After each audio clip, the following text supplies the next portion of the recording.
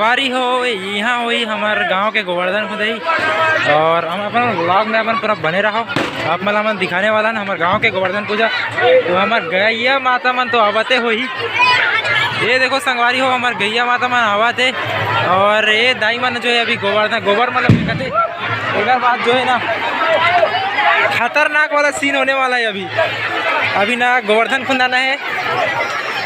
संगवारी हो आप मन देखे बस तैयार रहो कतई जहर माहौल रही। ये देखो भैंसा तो कोई नहीं छेक सके बैलाल छेका थे केठन छेका रे आज के दारिन कम है। ये छोटे वाला धर आगे ये वाला हाँ ये वाला हाँ ये धर आगे। ये देखो संगवारी हो गोवर्धन खुंद आकर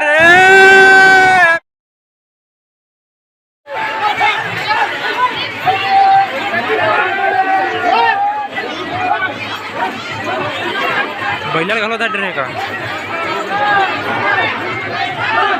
और ऊपर साइड दिखा तो ये आप मतलब हमारे गांव के नज़ारा यदि देखो छत में जाके छत में और ये नीचे के नज़ारा।